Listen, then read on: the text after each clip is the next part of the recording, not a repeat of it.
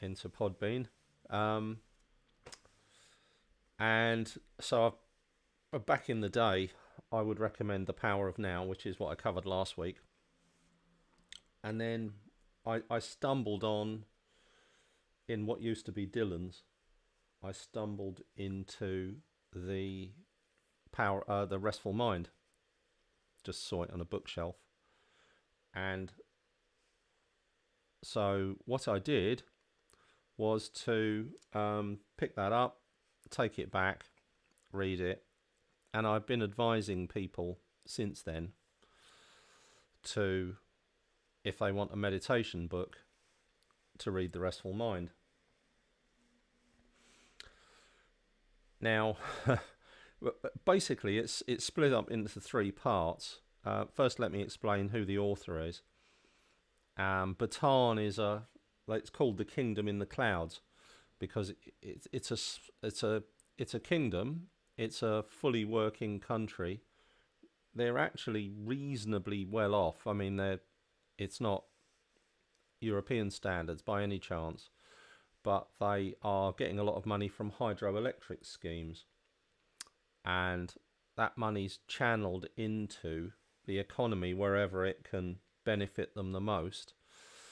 And it's all a dedicated Buddhist country, and what they've done is they're focusing on a thing called, they're famous for this, gross national happiness, because, as we're all aware, painfully aware, gross national product seems to be the thing that everybody focuses on to as a guide in modern governments. But in Bhutan, they focused instead on gross national happiness, so they only do things that benefit the population directly, rather than enriching global corporations and hoping that the money will trickle down to the ordinary folk. So, if they're going to build a hospital or a school or whatever, they consult the residents, the citizens of Bhutan. So it's well worth looking into.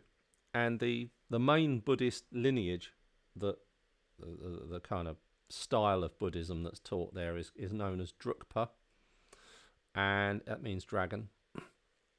And the one of the eminent Buddhist priests, monks, is Gyalwa Dokhampa.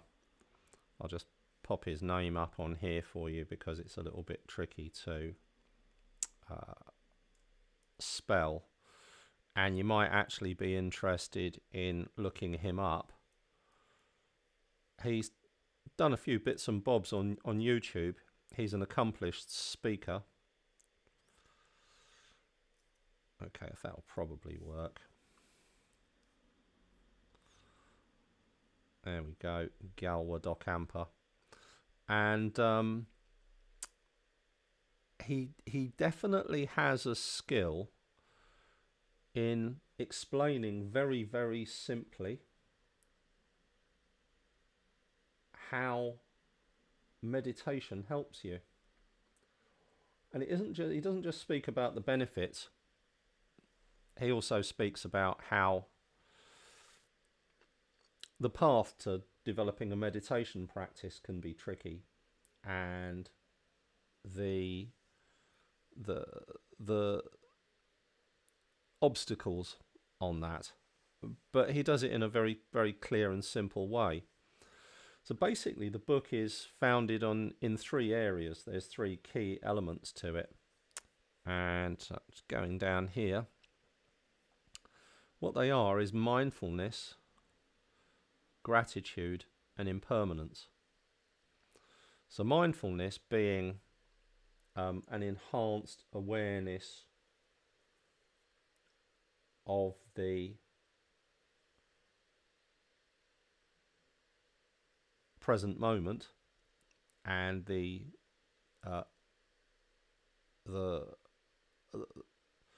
undistracted awareness of the present moment. And so what he does is he explains that. Yep, you're absolutely correct. I haven't put that in Podbean. So let me do that. I have to remember that I'm actually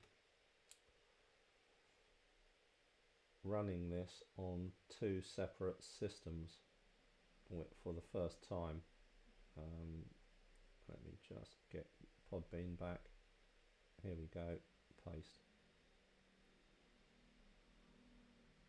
There we go. So Gyalwa Dokhampa starts off with mindfulness, which is a good place to start. And then he also covers gratitude. And when I say gratitude, what I actually mean is metta bhavana, which is a set of practices designed to help us to connect to our more comfortable emotions.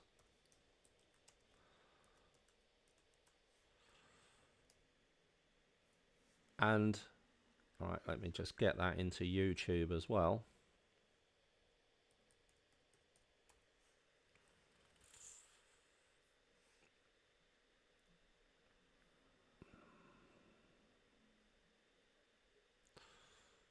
There we go. Make that a bit bigger. Metta bhavana. So the way that I see this is pretty much the way that I teach. One is letting people get their largely neutral present moments back, and then letting people make the most out of that. So the metta bhavana, the gratitude practices, we use to help to enhance the present moment, and the mindfulness practices we practice to get into it. And then there's a dark side of life, which is a recognition, a realization that it isn't all sweetness and light, despite the benefits of the metta bhavana practices, and that we need to take into account the impermanence of life. And so, although he doesn't actually use this, I found that the very best way to explain that to folks in a useful way is through a thing called the 5 remembrances. And this is a Buddhist practice, and what I'll do is I'll explain the 5 remembrances. So the 5 remembrances are: 1, there is no way to escape growing old.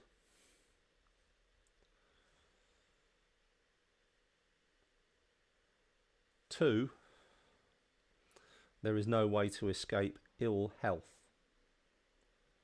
at some point during our lives.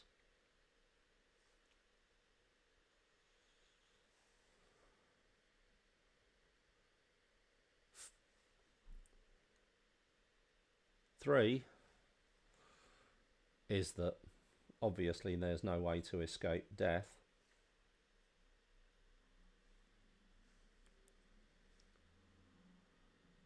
4 is that everything and everyone that we love is subject to change.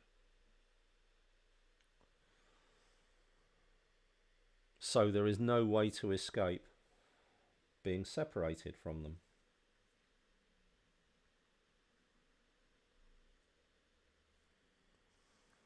And 5 is that the only things I own are my thoughts, my words, and my actions.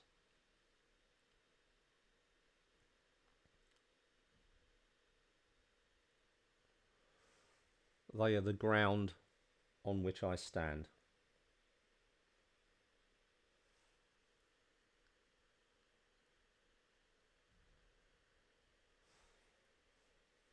So on Podbean, what's happening, Carol, is that you're dropping in and out for some reason, although you're the only person to whom that is happening.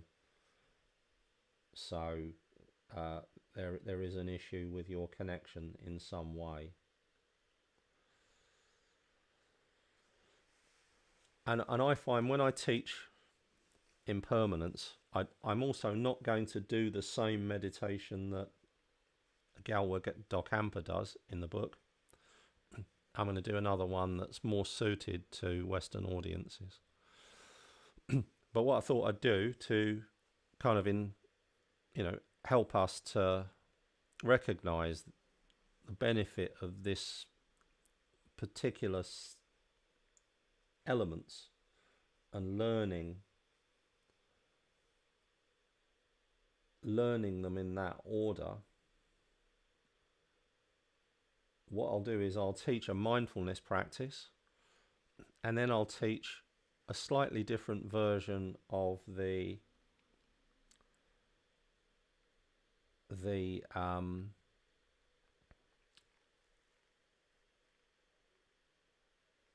appreciation meditation.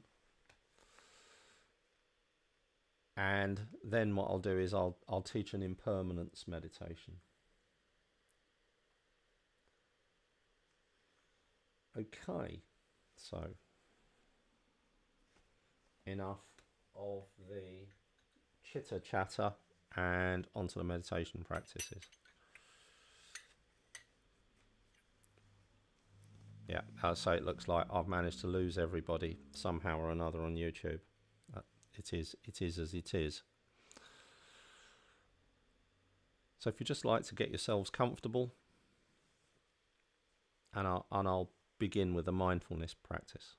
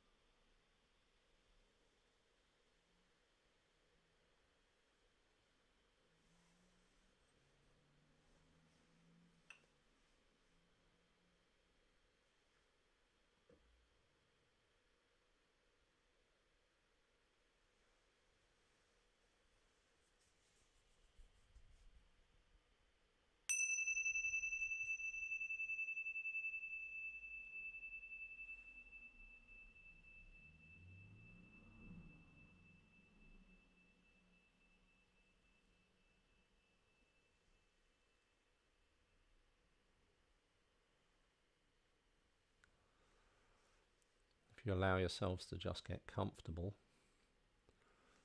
and notice how you feel, notice your body, your physiology.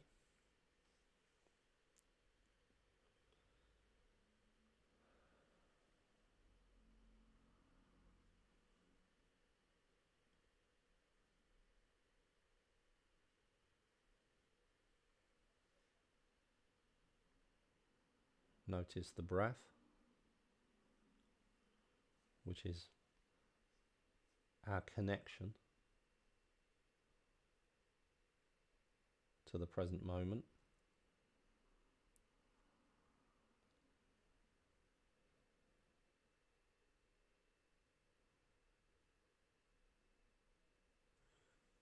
And our connection to time.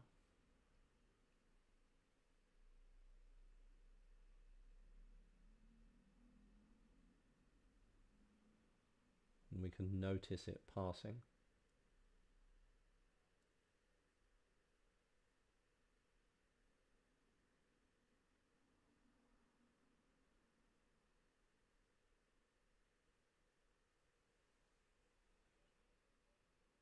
As we notice the breath rising and falling.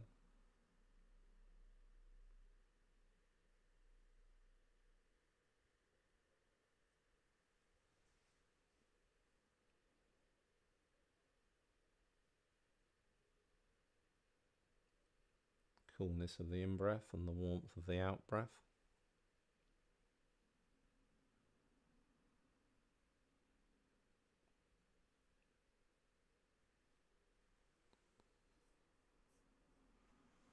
And the movement of the belly.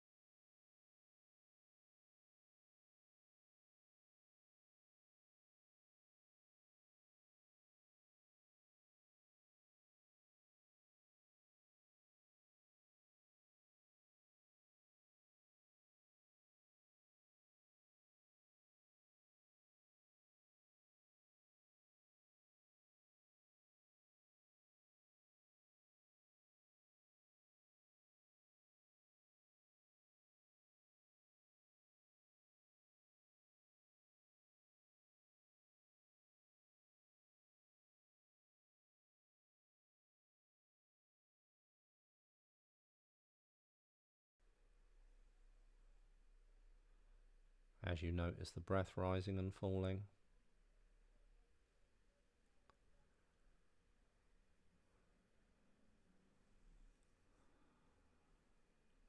You're noticing constant change.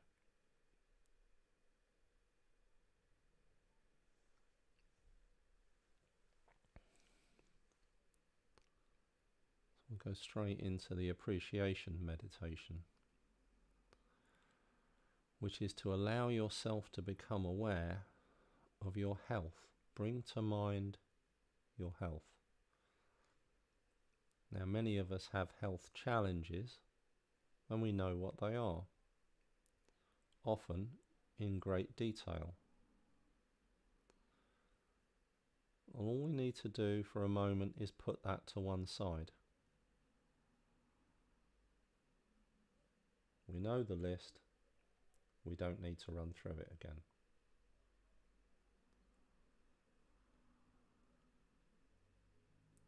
And instead,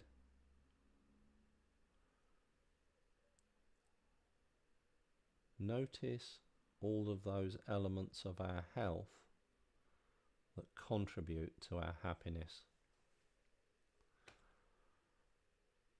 For instance, anyone on this podcast will have the gift of hearing and quite possibly the gift of communication, the ability to share ideas, the ability to connect with others.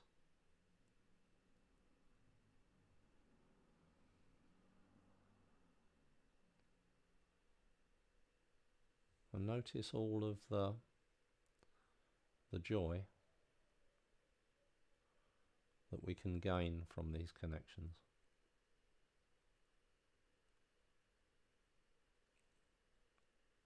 And notice how it feels. And allow yourself to feel that.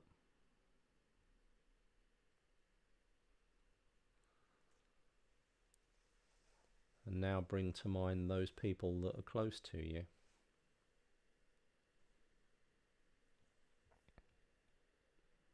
Depending on the individual, it could be your family, could be friends, could be neighbours.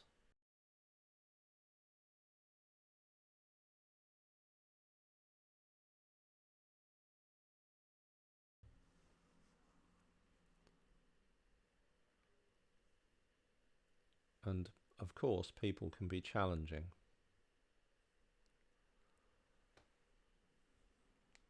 But there's two things that we can extract. One is the benefit of our connection. And if they're challenging, then we're learning. We're learning about other people and their thoughts and beliefs and desires and fears and doubts. Their challengingness is a reflection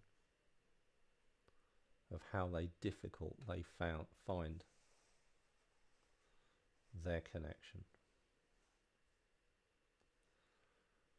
The less connected somebody is, the more difficult they become. And so we're learning about that. But then even the most difficult people, we can benefit from our connection somehow.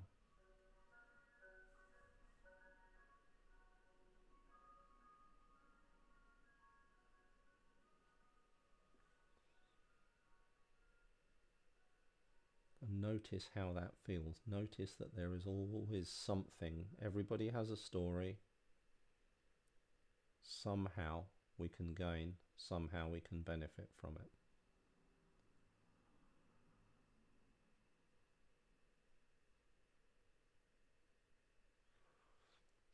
And then bring to mind our lifestyle, how we spend our day, the things we do to elevate our mood or to improve our well-being or to connect with others.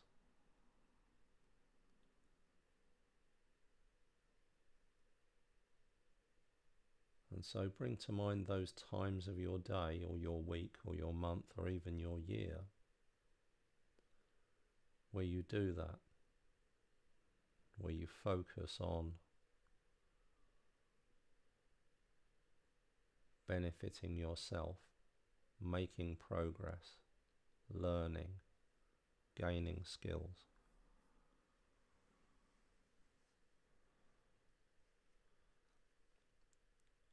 And notice how that feels. And allow yourself to feel that way.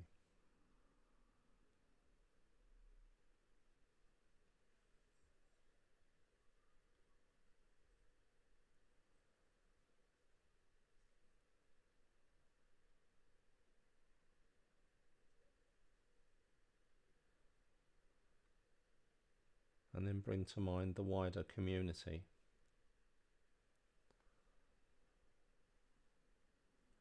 Your neighbours, the people that live in your area, co-workers that you may not know their name, people that you see on your way round.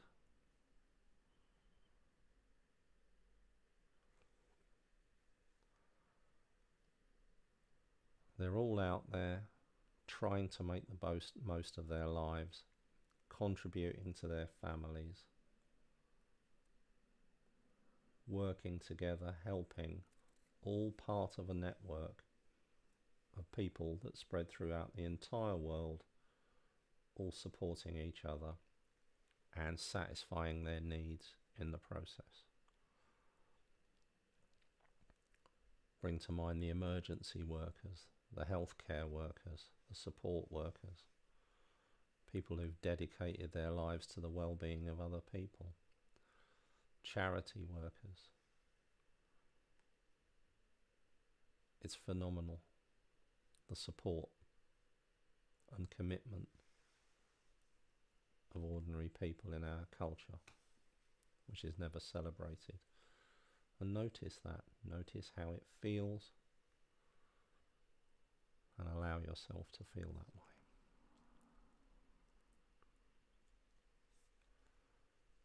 So that's the beneficial elements of your health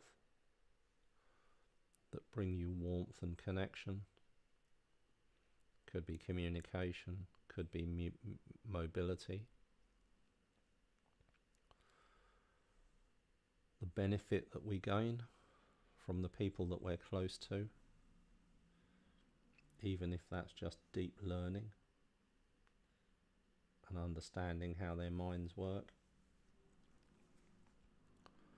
Bring to mind the time that you can spend to do things to improve your well-being and health and happiness. And the sense of the wider community and all the dedication and connection and care and sacrifice and compassion and support that allows it all to continue. Hold that all in mind. Notice how it feels and allow yourself to feel that way.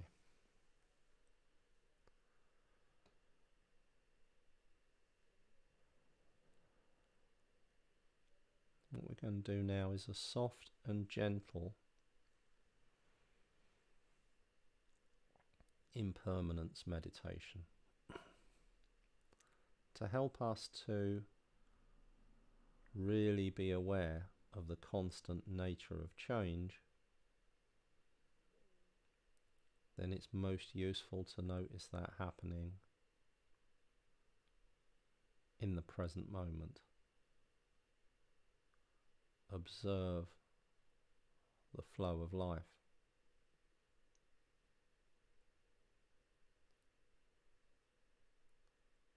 Notice the sounds changing around us. Notice the state of our body and mind changing, and the thoughts moving through the mind like clouds.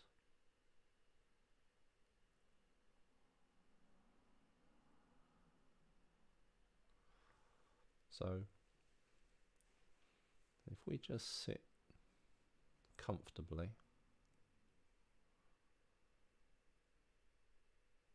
and allow ourselves to become aware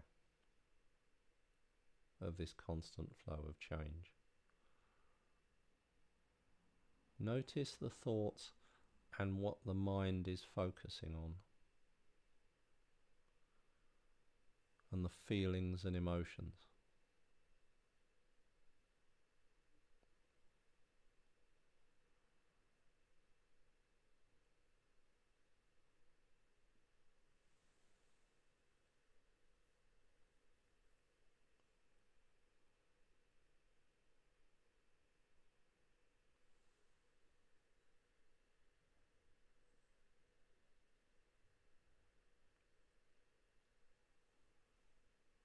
When a thought arises,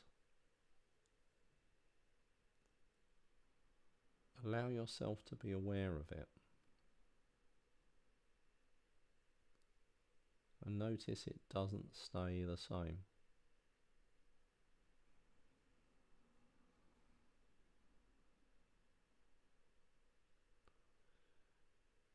It could be the inner dialogue, could be the image, an image. It could be a symbolic thought. It could be the sense of an experience.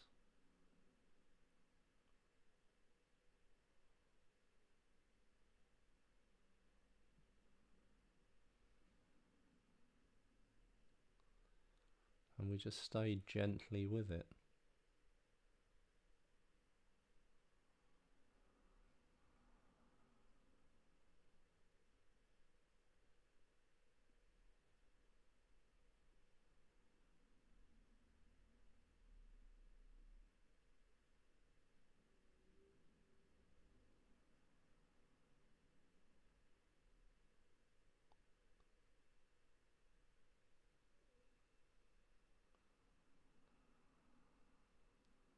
We're sticking with the thought, noticing it change, might change to another thought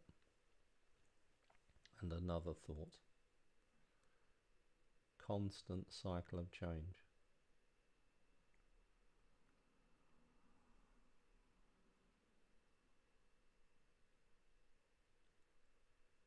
And aware of the rising and falling of the belly.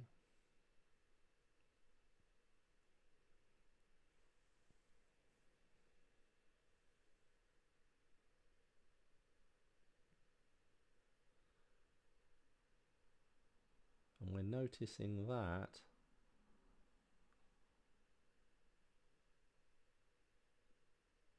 so we can notice the passing of time.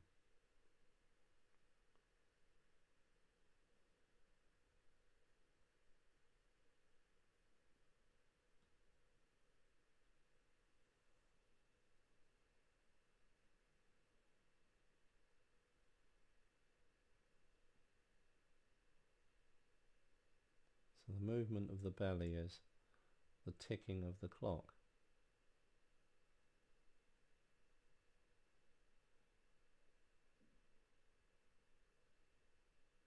And we're noticing the movement of time.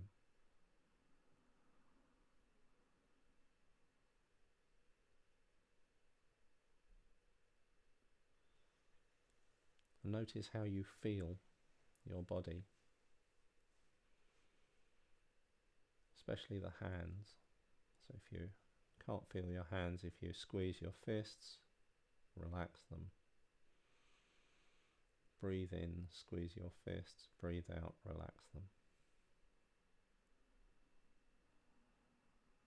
Do them about 3 or 4 times, and then just rest them gently, back of your palms down and the hands up, and you'll notice the sensations.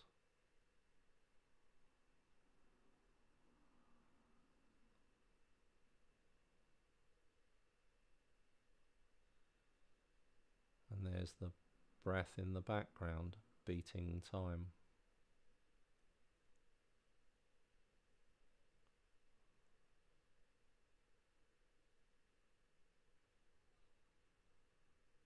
rising,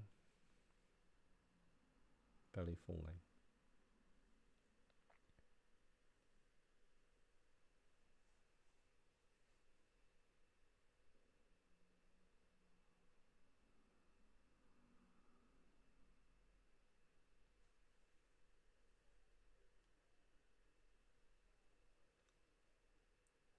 And while that's happening,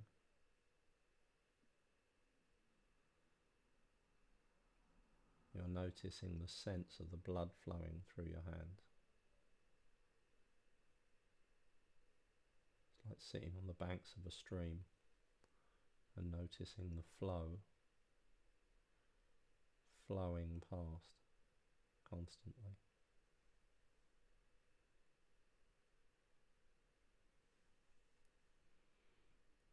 There's the sounds, there's the thoughts, there's the breath, there's the blood flowing in the hands.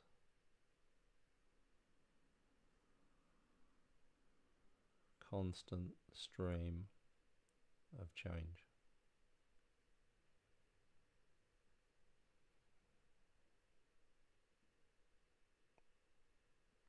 Drifting past our awareness.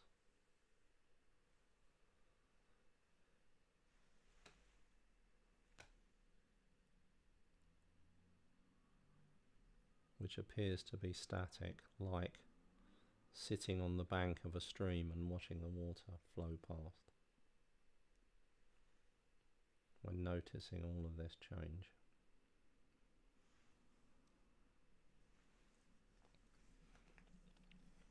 And then whenever you're ready, in your very, very own time,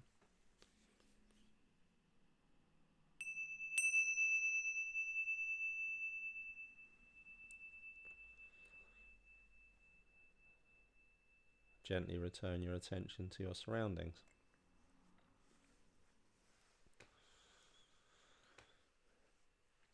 Okay, so those are the three key areas. It's mindfulness, gratitude, and impermanence. And there was a mindfulness and gratitude and an impermanence meditation, largely focused on impermanence. The central one, the appreciation meditation. Appreciation is all part of the Metta Bhavana. That's Gyalwa Dokhampa's meditation from the book The Restful Mind, with a few changes, just extended a little bit. But this linking of them all together is an immensely useful and powerful thing. And so if you do want a book on meditation, then I suggest that that's the one to buy, because he explains it with great clarity